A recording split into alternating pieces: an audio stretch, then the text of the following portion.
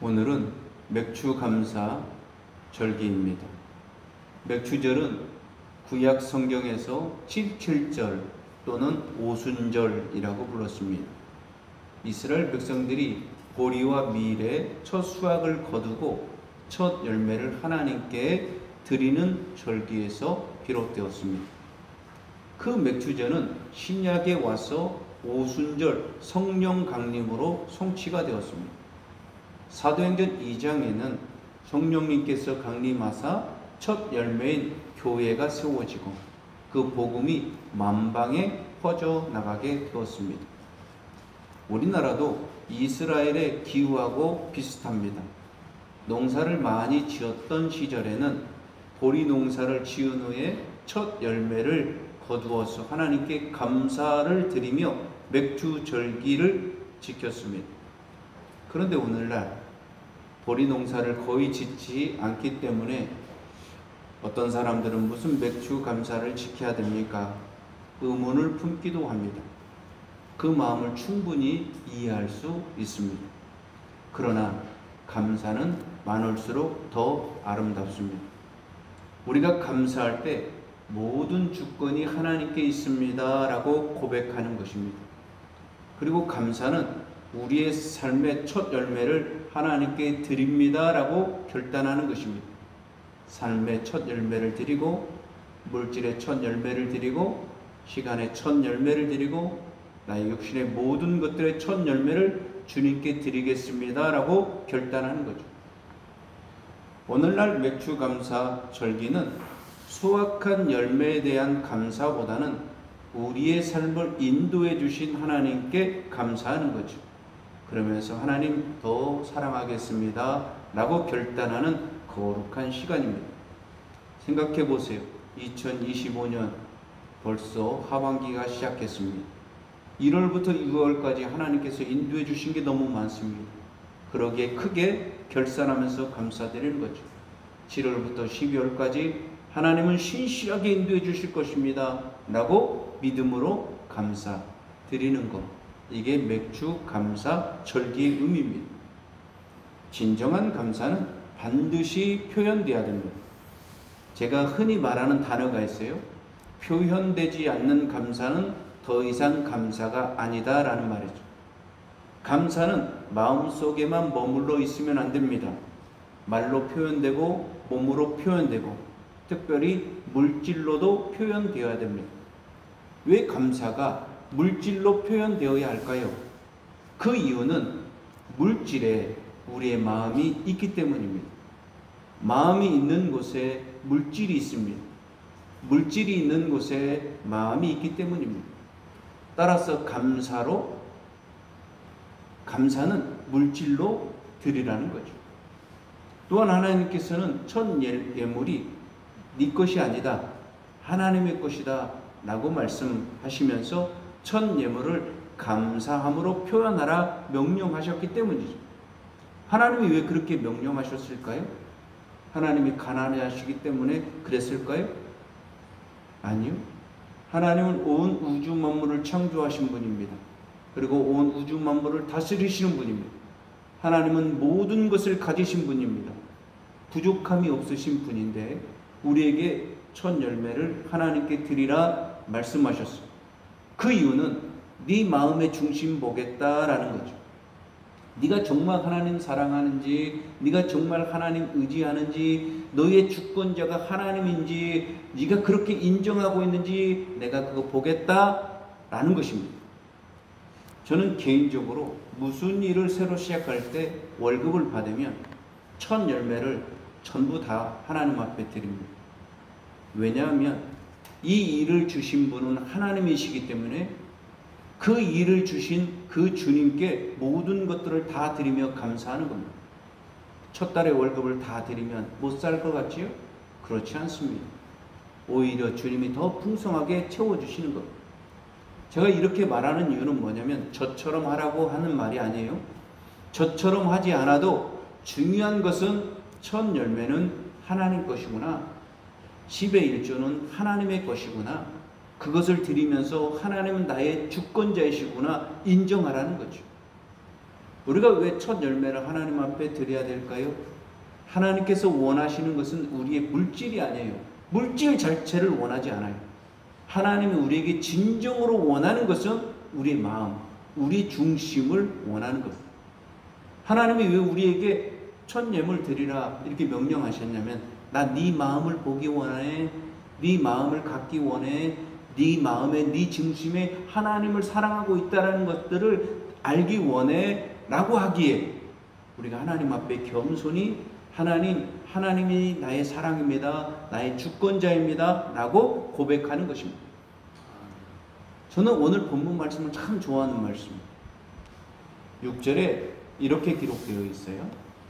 이것이 곧 적게 심는 자는 적게 거두고 많이 심는 자는 많이 거둔다 하는 말이로다. 아멘. 이 말씀은 심는 대로 거둔다는 영적인 법칙입니다. 적게 심으면 적게 거두고 많이 심으면 많이 거둔다라는 말이에요. 적게 심어놓고 많이 거둘 수 없다라는 말이고, 많이 심었는데 적게 거둘 수 없다라는 말이에요. 내가 심은 만큼 거둘 수 있다라는 거예요.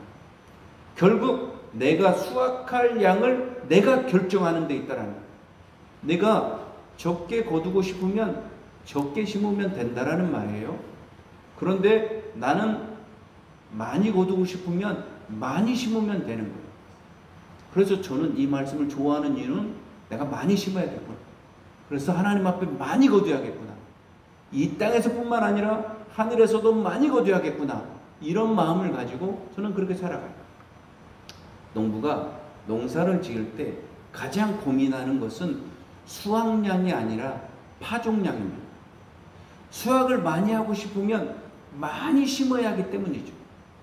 농부는 적게 심어놓고 많이 거두지 못했다고 화내지 않습니다. 적게 심었으니 적게 거두는 것이 마땅하고 그 적은 수확에도 그냥 감사히 받는 겁니다. 자기가 수확한 만큼 자기가 심었기 때문이죠. 우리는 많이 심어서 많이 거둬야겠다. 그러면 많이 심어야 돼. 나는 많이 거둘 필요 없어. 적게 심어서 적게 거둘 거야 라고 하면 적게 심으면 되는 거예요. 개그맨 송은이 씨가 1993년 월급 20만을 받는 시절에 가입한 연금 저축 상품이 있었어요. 거기다가 이렇게 돈을 넣었대요. 근데 지금까지 그 이자율이 20%짜리라. 32년 동안 두었는데 은행에서는 지금도 전화 온대. 해약하자고. 많이 이렇게 쌓아뒀으니까 해약하면 좋겠다고. 그런데 송민희 씨는 해약은커녕 그 통장을 보면서 와, 너무 잘 넣었다, 너무 잘했다, 행복하다라고 이야기하는 것을 들었습니다. 신앙도 마찬가지입니다. 감사를 심는 것이고 사랑을 심는 것이고 섬김을 심는 겁니다. 헌금도 심는 거예요. 그러면 이렇게 심으면 해가 거듭할수록 복리의 복리로 하나님이 쳐서 우리에게 갚아주신다는 거예요. 아니, 은행도 투자하면 이자를 쳐서 우리에게 갚아주는데 하나님을 위해서 내가 투자하면 하나님은 적어도 30배, 60배, 100배를 주시겠다 이렇게 말씀하셨잖아요. 그러니까 우리는 내가 수확량을 결정하는 겁니다.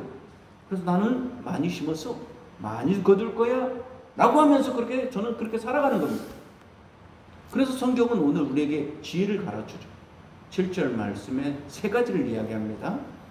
각각 그 마음에 정한 대로 할 것이요 인색함으로나 억지로 하지 말지니 하나님은 즐겨내는 자를 사랑하시느니라. 아멘. 첫째, 각각 그 마음에 정한 대로 하라는 겁니다. 여기에 정한 대로라는 말은 헬라어로 프로아이 레타이라는 말이에요. 이 말은 미리 의도하다, 계획하다, 마음으로 결정하다 라는 뜻이에요.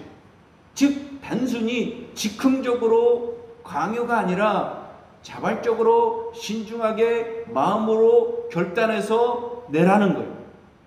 헌금은 누구나 강요나 눈치를 보고 드리는 게 아니라는 거예요.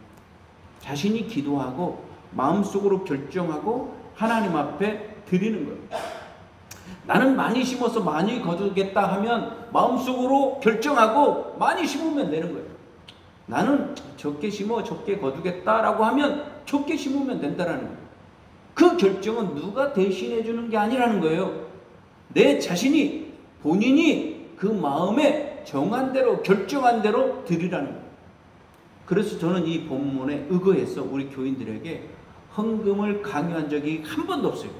저는 이 본문의 의미가 무엇인지를 어렸을 때부터 알았기 때문에 이것 때문에 이걸 가지고 내가 여러분들에게 헌금을 막 요구하지 않았어요.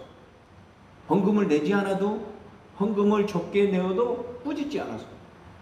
왜냐하면 헌금은 누가 강요에 의해서 내는 게 아니에요. 강요에 의해서 헌금을 냈다? 그 헌금은 이미 퇴색이 되어버린 거예요. 헌금은 각자가 마음으로 정하고 결정해서 기꺼이 드리는 거예요. 누군가는 많이 심어 많이 거두겠다 결정하면 많이 낼 거예요. 또한 주님이 주신 은혜가 너무나 크다. 주님의 은혜가 너무나 크기에 보답할 길이 없기에 하나님 앞에 나는 많이 드리고 싶다라고 하면 많이 드리면 되는 거예요. 결국 헌금도 내 마음에 달려있다. 하나님은 우리를 외모로 보지 않고 중심, 마음을 보신다고 해요. 그래서 헌금을 내는 것도 주님이 우리를 보실 때 뭘 보시냐? 네 마음. 네 마음에 뭐 결정했냐? 네 마음에 무엇을 작정했냐? 네 마음에 정한 거 뭐냐? 주님은 그걸 보신다는 거예요.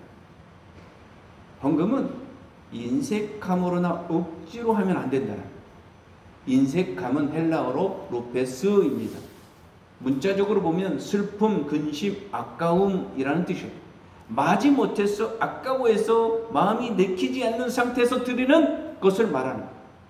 인색함이란 마음이 아까워서 억지로 내는 것처럼 슬픈 마음으로 드리는 것, 그런 헌금은 주님이 기뻐하지 않는다.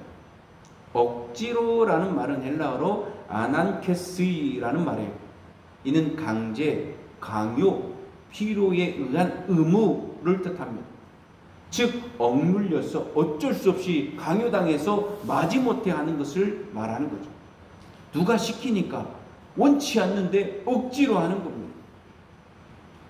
예전에 부흥사들이 가운데는 헌금을 잘 거두는 분들이 있었어요.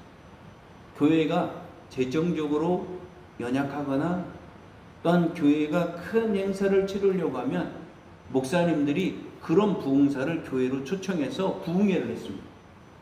그러면 그 부흥사 목사님들이 금그릇 신앙은 얼마이고 은그릇 신앙은 얼마이고 질그릇 신앙은 얼마라고 하면서 성도들을 막 이렇게 세웁니다.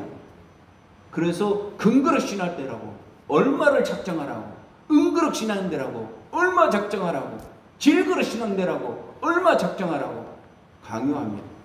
그럼 성도들이 그 분위기에 휩싸여서 막 결단을 합니다. 근데 그분이 나중에는 강요가 된 거예요. 마지못해서 헌금을 작정하고 헌금을 드리는데도 마음으로 드리지 못하는 거예요. 슬퍼하면서 부담스럽게 드리는 거예요. 그 헌금 하나님 기뻐하실까요? 여러분은 돈을 쓸 때 언제가 가장 행복합니까? 저희 형님이 있는데 20대 조카들에게도 용돈을 줘요. 그래서 제가 꼭 이렇게 말해요. 버릇 나빠지니까 그만 줘요. 그러면 저희 형님이 그래도 주는 게 좋아 라고 하면서 막 줘요. 우리 형제들을 만나면 자기가 밥을 사요. 제가 이렇게 말해요. 나 다 컸으니까, 나도 돈 있으니까, 나 카드 있어요. 내가 사면 돼요. 그렇게 말하면, 아니, 내가 사는 게 좋아. 라고 하는 거예요. 저희 형님은 저희 가족들에게 돈을 쓰는 것을 막 행복하라는 거예요. 여러분은 돈을 쓸 때 언제가 행복합니까? 사람들은 다 돈을 쓰는 즐거움이 다 다릅니다. 저는 돈을 쓸 때 언제가 가장 행복한 줄 아십니까? 목사이기도 하지만 하나님께 헌금할 때가 가장 행복해요. 제가 번 돈의 대부분은 헌금입니다. 그런데 그것이 그냥 좋아요. 누가 저에게 먼저 헌금을 하라고, 이렇게 하는 게 좋다고 강요하고 마지못해서 아까워서 슬퍼하는 마음으로 했을 수도 있을 거예요. 그런데 저는 스스로 깨달았어요. 오늘 이 말씀이 깨달아졌어요. 그래서 하나님을 사랑하니까, 예수님의 은혜가 너무 크니까, 성령님의 인도하심이 너무나 감사하니까, 주님이 주권자이구나, 나에 있는 모든 것들을 다 주님이 알고 계시는구나, 주님이 나를 모든 것들을 채우시는구나, 그래서 나를 통해서 이 모든 것들이 주님이 영광 받으시기를 원하시는구나 알게니까 내가 주님 앞에 드리는 것이, 저는 그게 가장 큰 행복이에요. 하나님은 즐겨낸 자를 사랑한다. 하나님께서는 우리에게 헌금 많이 내라 강요하지 않아요. 헌금을 드릴 때 중요한 것은 얼마를 드릴 것이냐, 이걸 요구하지 않아요. 너 헌금 어떻게 드리고 있느냐, 하나님 이거 보시는 거예요. 즐겁게 넣는 거냐, 아니면 너 억지로 마지못해서 드리는 거냐. 주님은 우리에게, 하나님은 즐겨내는 자를 사랑하신다, 기쁨으로 내는 자를 사랑하신다, 감사함으로 드리는 자를 사랑하신다, 이렇게 말씀하고 있는 거예요.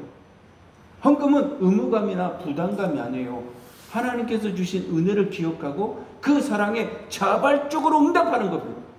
하나님은 우리가 헌금을 드릴 때 인색함으로 억지로 드리는지 마지못해서 드리는지 아셔요. 하나님은 우리가 헌금을 드릴 때 기쁨으로 즐거움으로 드리는지도 아셔요. 그래서 하나님은 우리에게 이렇게 말하는 거예요. 나 이 모든 거 다 안다. 그런데 내가 이 헌금 받는 것은 너 기쁘게 즐겁게 드리는 거 다 받을 거야, 이렇게 말하는 거예요. 예수님께서 과부의 2렙돈을 기뻐하신 장면이 말씀에서 기억납니다. 이 많은 사람들은 큰 돈을 넣어서 헌금하면 땅 떨어질 때 동전이 울립니다. 요란하게 울려요. 저분 헌금 많이 했구나.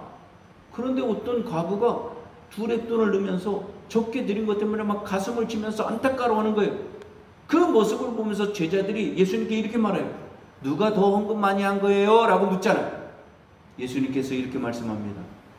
세리는 많이 있는 중에 일부를 드렸지만 저 과부는 적은 것에 자신의 모든 것을 다 드렸다라고 말씀합니다. 주님은 우리의 액수를 보는 게 아니라 한 푼을 들어도 적은 예물이라도 마음의 중심을 보신다. 주님, 내가 이만큼 사랑합니다. 주님, 내가 이만큼을 주님을 경외합니다. 그 마음이 이 헌금 안에 있다라는 거예요. 하나님은 우리에게 무조건 많이 드리라고 말씀하지 않아요. 적게 드리면서도 기쁨으로 즐겁게 감사함으로 드리라는 거예요. 우리가 그것을 안다면 이제 우리가 헌금에 대해서, 우리가 헌신에 대해서, 우리가 봉사하고 섬김에 대해서 어떻게 하면 될까요? 율법적인 자세가 아니에요. 은혜로 드리는 겁니다. 억지로 강요해서 의무감 때문에 드리는 게 아니에요. 주님 앞에 기쁨으로 즐거움으로 자원함으로 하는 거예요. 부담스러워서 내가 하지 않으면 내가 욕먹을까봐 이런 것이 아니에요. 주님을 내가 기쁘게 드리는 것이 이거구나라고 하면서 내가 할 수 있는 것으로 주님께 영광을 돌리면서 하는 거예요. 생각해 보세요. 예수님이 이 땅에 우리를 구원하러 오셨습니다. 그 예수님이 이 땅에 오셨을 때 어떻게 오셨을까요? 억지로 오셨을까요? 하나님이 너 아니면 안 된다 강요해서 부담스러운 마음으로, 슬픈 마음으로 이 땅에 오셨을까요? 절대 그렇잖아요. 예수님은 자원하는 마음, 기뻐하는 마음, 기꺼이 인간을 위해서 이 땅에 오셨어요. 예수님이 이 땅에 오셔서 뭐 하셨어요? 고난을 당하시고 십자가를 지시면서 죽으셨어요. 억지로 지었을까요? 마지못해 내가 하지 않으면 아무도 할 수 없기 때문에 억지로 의무감으로 예수님이 그렇게 하셨을까요? 아니요. 기꺼이 즐거워서, 좋아해서, 내가 저 인간을 너무너무 사랑했기에 내가 희생을 당해도, 내가 아픔을 당해도, 내가 십자가에 처절한 고통을 당해도 내가 저 인간을 너무나 좋아하기에 내가 희생당하는 이 자체가 난 행복이야 하면서 예수님 십자가 지셨다는 거예요. 그러기에 하나님께서 그 십자가의 영광을 받아주신 거예요. 그러기에 예수님이 우리를 위해서 십자가에 죽으신 그 사건을 통해서 우리는 구원받은 존재가 된 거예요. 모든 선한 것에는 기쁨이 있습니다. 즐거움이 있습니다. 자원함이 있어요. 감사가 있어요. 오늘은 맥주 감사 절기입니다. 이날은 우리의 첫 열매물을 하나님 앞에 드리는 거죠. 그러면서 이렇게 결단하는 겁니다. 하나님, 내 인생의 모든 첫 것은 주님의 것입니다. 내 시간도 주님의 것입니다. 나의 첫 헌신도 주님의 것입니다. 나의 육신의 모든 것들도 첫 것은 다 주님의 것입니다. 내가 주님의 것으로 인정하는데 억지로 드리지 않습니다. 부담스러워서 드리지 않습니다. 기쁨으로, 즐거움으로, 자원함으로 기꺼이 주님 앞에 드립니다. 그렇게 결단하는.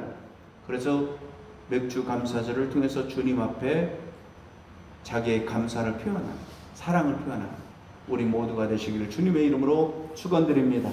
기도합니다. 하나님 감사합니다. 맥주 감사